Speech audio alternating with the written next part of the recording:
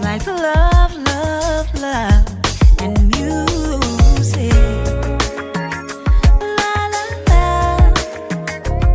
love, love, love, love, love, and music. Love, love.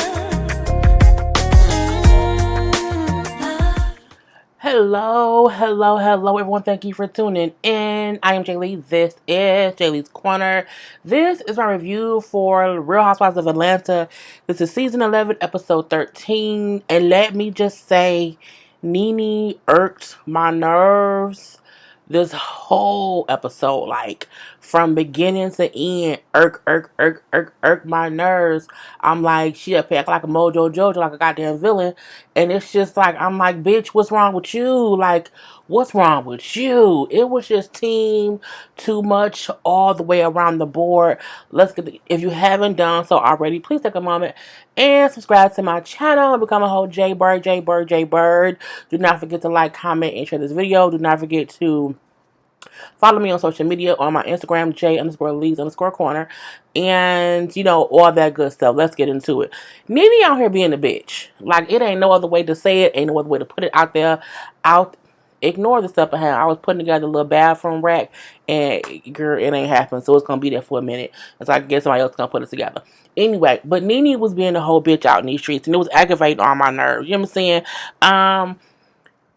Nene too old, too smart, and she been doing this for too long to be acting the way she acting at Tanya. However, Nene is jealous of Tanya, okay? Nene can say all she want, why she gotta be jealous of somebody else. Nene knows she getting older and older and older until there's so many times that she can be on this goddamn show and be the queen bitch or whatever. And she don't like how other people coming in and like, kind of taking her shine. Not saying that Tanya is on the level of Nene, but Nene, I think, did not think Tanya would come in and fit so well in the group, and she did. And Nene don't like that. Nene wanted Tanya to be like one of her friends, someone on her side, and Tanya kind of is forming her own space in it, and I feel like Nene is jealous as hell, and it's stupid. Tanya, they still arguing a little bit. Not even arguing. Nene still being a bitch. You know, Tanya trying to say how for her, you know, she did not appreciate Nene implying that she would be engaged, that she would marry somebody else or whatever. And Nene keeps saying how, you know what I'm saying, well, I don't care because, you know what I'm saying, your man not on my radar, so drop it. So drop it. I don't care about him. First of all, bitch, who you talking to like that?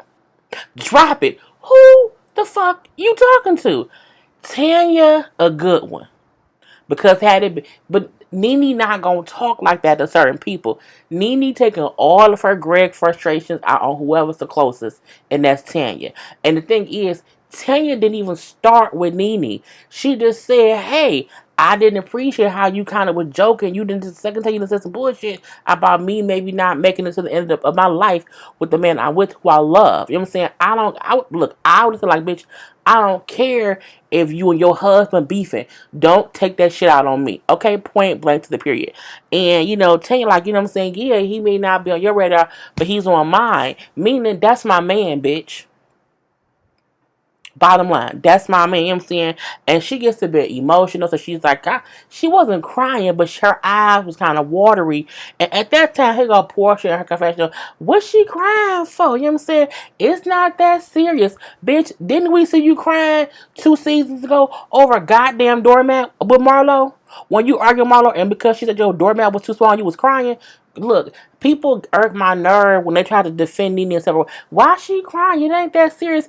But if anybody come at you about Dennis, you get violent, Tanya gets a little bit emotional. Okay, it's 2 different emotions. Okay, she shed a couple tears. You want to be have a whole fist fight.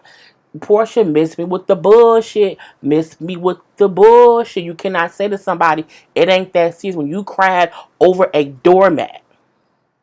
Okay, a doormat. So, girl, the fuck bye. You got Cynthia. No, first Nene said, you know what I'm saying, well, I have a lot going on that y'all don't know about or whatever. Then go home. Go the fuck home. Ignore your husband from the crib, bitch. You know what I'm saying? We then had Cynthia. Tanya should be empathetic to Nene because Greg has cancer. Bitch, you know how many people dealing with a person who has cancer and they can't be out in these streets acting that kind of way? If you act that kind of way in any other job form, you would get fired, bitch. Nene thinks because she's on a goddamn TV show that gives her the right to be bitches to people. She can't do that. And Cynthia, get off Nene's pussy lips. Get off her pussy lips, okay? Don't be hanging in there with Nene's pussy lips. Don't do that, okay? Because Nene was dead ass wrong. Point to the blank to the period. Greg having cancer is not a reason for Nene to be mean to people because she's mad at Greg. If you need somebody to vent to, bitch, go home and vent to your pillows, okay? Or talk to people. You can't be Nene was a bitch and nobody called her on it. I'm like, why is y'all pussyfooting around and acting as if Nene not dead ass girl? Nene leave. She take a whole little taxi back to the crib by herself or whatever to the hotel. And in the restaurant, they like, Tanya, it's okay. You know what I'm saying? If you want to be single, if you and him don't get married. I'm like, why is y'all hoes ending her relationship? She been with that man. I don't know how, at least 5, 6, 7, 8, 9 years or whatever. She with that man and what they had work, and y'all telling her how it's okay for her to be single. But y'all not telling Portia take her goddamn time with Dennis old cheating ass girl. It irks my nerves, the double standard. When Nene do some bullshit to somebody else, y'all all placate for Nene. Nene was dead ass bullet ass wrong. Dead ass bullet ass wrong. Anyway, look, y'all need to tell Nene to stop fucking with people. Period. Because what's gonna happen, the show is getting aggravating because y'all ain't checking the bullshit that Nene do, or even when if Kenny do some bullshit, if Portia do some bullshit or whatever. And I feel like Nene always do this though. You know what I'm saying? And I don't like when no one checks her. Y'all check other people. Y'all don't check Nene. Nene don't sign not one of y'all checks. Okay? And she also don't share her check with y'all. So why do y'all care to make that bitch happy and not say, Nene, you was on some bullshit. Like you should not have said to her how, oh, you may marry somebody else. You also should not have said, you know what I'm saying, but be careful about to the end, girl. Why? Why? Anyway, they all then leave. We know Nene already gone. So they all leave on the bus. Now on the bus, now Marlo and Eva up here arguing. Honey, it started from Eva, so how the following day they're going like to the red light district to dress casual, chic or casual, something like that or whatever. And Shamari said, "Oh, so I can't wear like wet sneakers or whatever, or sneaker wedges." And she was like, "Girl, don't you wear that?" And then Marlo, "Girl, I know you ain't talking. You walk out here in Birkenstock." She said that I laughed a little bit. So that's where their bickering started. From there it went from Eva, girl, whatever. I'm labeled up and down. Chloe, Fendi, my sandals right now cost $1,200, and Ken was like, "What? 12, girl, that's a lot for some sandals." And them flats did not look that cute. They didn't look $1,200 cute. Anyway, they going back and forth because Marlo telling her how she can't afford fashions, how she got to hook up on some clothes from labels, how she don't really buy the clothes. The clothes get put for her to wear for something else, but she don't own the clothes or whatever.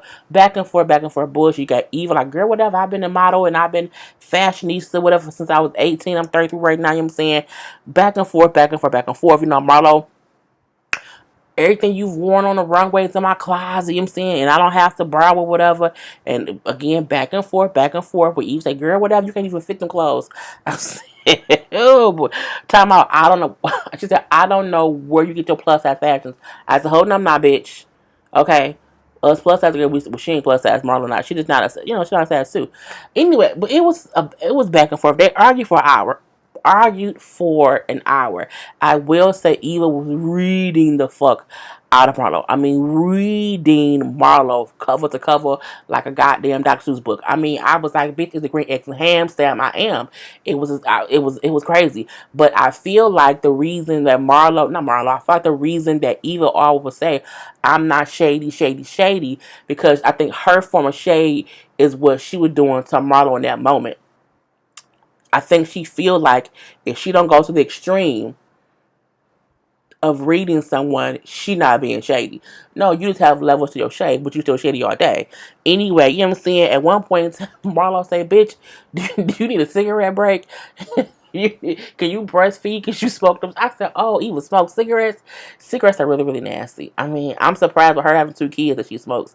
No judgment. But I mean, again, y'all know I used to smoke cigarettes, but I say all the time, I'm very surprised that people really still smoke cigarettes. Anyway, she tells Eva to like respect her elders or whatever and say, you know what I'm saying, because you're a child. Bitch, I got a husband and 2 kids. Like, I'm wrong. You got 2 kids, but 2 different men. Now you slut shaming a girl, Marlo. We know that you fuck men for money, so you can't really shade her for having kids by 2 men that she was in a relationship with. Okay, a relationship. Even though she act like she wasn't ever in one with Kevin, but that's so was okay. Anyway, and there was a back and forth thing. I mean, Marlo, she got you on the wig part. She Eva won. That's just an Eva won the whole thing. But they argued the whole ride home. The girl, other lady was giggling, giggle. It was a mess. It was a whole mess. So they get back to the hotel. They try to go to Nene room. I don't want to talk to y'all right now. I'm good. I'll talk to y'all later. Okay, bye, bitch. Now the following day, we see 2 separate conversations. Okay, now we see Nene is a supposed better mood or whatever. We see Marlo and Cynthia go to her room and talk to her. But we also see Eva Tanya went to Eva room. I don't know. Tanya and Eva met up. I don't know who went to whose room. And they're basically talking about Marlo and Luggage got there finally, so Marlo got some clothes. So they first talking about the Nene and Tanya thing with the whole, her husband stuff. Nene still was like, well, I never paid Paul, no man or whatever. It ain't like the fortune said Paul name, so it doesn't matter. You know what I'm saying, I still don't give a fuck. We have Tanya, like, she feel like, well, for one, what did she say? What did she say? I forgot that damn quick. Oh, I think some of how they friends or what she would have surprised. Like for me, I just can't believe she kept saying it or whatever. And what's crazy is y'all do see now they had Tanya listed as Eva's friend and not Nene's friend. But we know damn well that Nene introduced her to the goddamn show. I'm like, bitch, that's shady. Shady as hell. Anyway, they discussing that whole thing. So, again, they say she don't care about Paul, whatever. They discuss Marlon and Eva fight with them saying how Eva feel like Marlo is coming to her for fashion. I mean, Marlo come to everybody for every reason, so I'm like, it is what it is. Marlo brings up how she wear designer everything every day. I'm like, designer things every day? Okay. And she said she out here getting looks to be dressed, but she don't own it. I mean, Eva don't own nothing that she do. And they say Eva breath stinks because of cigarettes. Okay, you said that earlier too. Who really cares? As far as Eva and Tanya talking, I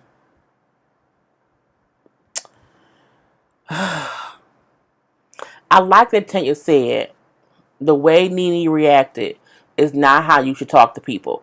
And for me, that's my whole point with Nene. I kept on thinking, I'm like, what did Tanya say? Yeah, so she said, she's like, that's not how you should react to people. It's not how you should talk to people. And it's not. And that's my issue with Nene. Nene don't know how to talk to people. And she, but she do that to people she thinks she can get away. She wouldn't dare do that to Candy. She wouldn't do it to Candy. I don't think she'll do it to Portia because Portia get back at that ass. Tanya, I think everybody would. Tanya wasn't trying to go back and forth. Her thing was, why are you saying this about the person and you know me and him? So like, why would you put, what's the point? And you're supposed to be my friend, but you introduced me to the show. But whatever. Anyway, when Eva said how about how Marlo, you know what I'm saying, kept poking at her. And she just kind of came out the blue, came out of her, you know what I'm saying? And she was her whole Eva Diva self, saying how, I'm saying, I'm not all about labels, I'm saying, I'm more than that, I don't need labels to define me. And Tanya said, but you then came back and mentioned all labels, so what are you talking about? I was like, girl, that's right. And that was all that was. It was, basically a bullshit thing a little bit. We do see how Portia not going within the following day because she said her head hurt, her back hurt or whatever, because she's pregnant. And Nene said, there are women at the bus stops that's pregnant with kids and they can do it, but Portia can't. Well, bitch, no, she can't. Her hair hurts. Let her rest. I don't like, she's pregnant. It's her first baby. I also think she probably is being extra careful because she thought a child before. So for Nene to be like, oh, she acting like she punk. Some people who be pregnant, they chill out. If the time to take advantage of not feeling good is when you're pregnant. When you are pregnant, if you do not feel good, you don't want to go, then you don't go. Let her sit and chill. I'm like, Nene, just, again, Nene everybody on her whole show. They ask Nene, how you feeling? I'm good. I was, I was birthing a baby. No, you wasn't. Never got this closed. Tanya like, okay, like, is it? And Nene kind of give her the cold shoulder. Let me say, she don't like ignore her, but she's like, it's fine. We good. Don't, it's fine. And I'm like, girl. Anyway, they go to a karaoke place. They sing karaoke. It was fun. They end up did a couple songs. The only song that we heard them sing was Candy Song. Candy Song. An Escape song. The only song they sang was Escape song, Understanding. But Nene with the shade gonna say, I love that song. It's a great song. But I don't even recognize Candy's voice. I don't really hear Candy's voice. Bitch, what? Candy voice is all up, girl. Again, Nene, girl, the fuck bye. Anyway, they sing, but they had fun. Everybody had fun.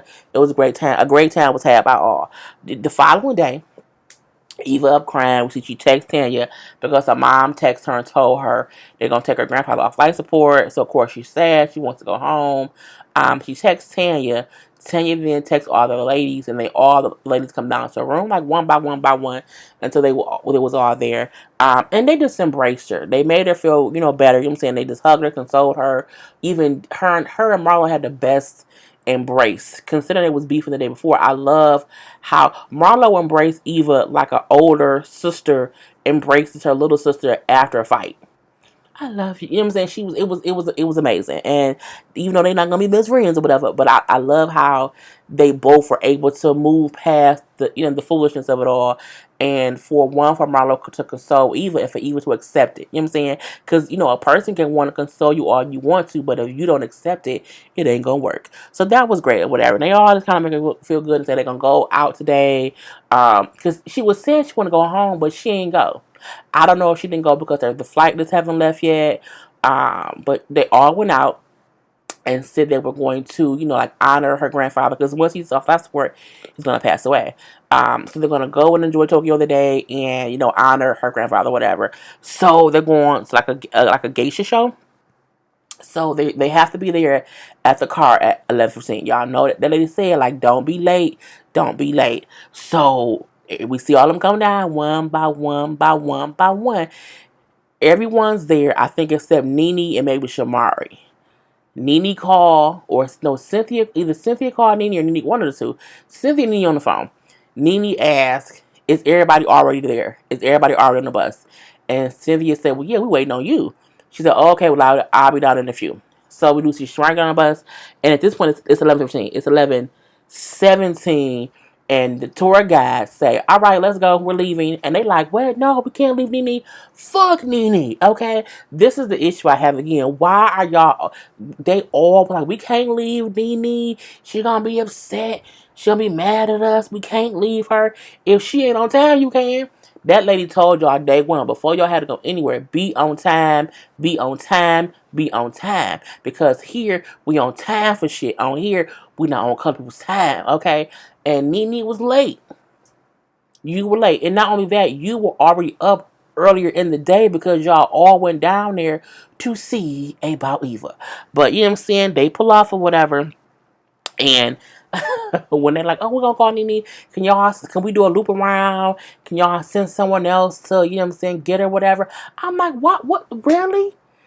Nene's a grown ass, weave wearing, dick sucking, husband having, kid bearing grown woman. She don't need not nail person to make sure she gets somewhere. If she wanted to be there, she would have been there. Okay, on time, bitch, on time. And then she called. Nene was sitting around waiting, and she just did not want to be waiting for the people. She wanted them waiting on her. That's what it was. That's why she called and said, "Is everybody else already there? Y'all on the bus already? All right, now I'm coming." Bull the fuck shit, girl. Anyway, so when Cynthia called Nene or whatever, she's like, "What? Well, y'all can go ahead on. I don't care. I don't want to go. I don't care. I don't care." I'm looking like, stop saying you don't care because y'all were supposed to be going out to support Eva, who's dealing with her grandfather dying, bitch. Okay, he's dying, bitch. But no. I don't care. Have fun. Don't say be no seat. Blah, blah, blah, blah, blah, blah, blah, blah. And then she hung up. Bye. Okay, whatever. We see her back in her room, and we see one of the producers coming in. Get out. Get out my room. Get out my new room, Craig. His name may not have been Craig. I'm saying Craig. Get out my room, Craig. Go ahead. Go on. Get out. And so he like, okay. And he kind of back up. And you can tell from them showing production, like in the hallway, waiting, that Nene had been difficult that day. And they trying to see if she gonna shoot some show with her. But Nene get on my goddamn nerves. Anyway, we then see her like, I'm gonna try to call Greg, see if Greg gonna answer the phone, you know what I'm saying? And he don't answer. So she then said, because Greg don't answer his phone, and I'm big on communication, and he won't answer my phone call, so I'm gonna block him so he can't contact me. You know, Nene, you digging yourself in a hole that is fucked up. Her fans, her diehard fans, won't see nothing wrong in how Nene was acting. But rational people will see that's not how you act towards people because you having a bad day. You know how many times I'm having a bad day and I call here and I'm still great with y'all? Y'all won't have any idea. It's times I've came on here after boohoo crying because I either had a hard day, my car was cold because I forgot to start it, or just something dumb. I miss my dad. Just, you know what I'm saying? Like regular life shit. And I'm still not gonna be around here treating people like shit. I go to work, and if I'm having a bad day, I just don't talk. But I don't treat people like shit. Nene treat people like shit because she feel like she has the right to do that. And that's a fucked up ass individual. Anyway, the girls go to the show, the geisha show. Of course, they get there just right on time, or a couple minutes late. It's like, okay, come in, but be quiet, be very, be quiet, because again, there's a different culture over there, and so they gotta take their shoes off. Here come Marlo. Somebody they feet stink. I'm like, Marlo, shut up. It may be your feet. And I'm saying, girl, be quiet. And so it was just saying too much. But they went to the show. The show was great. They watched the geisha show.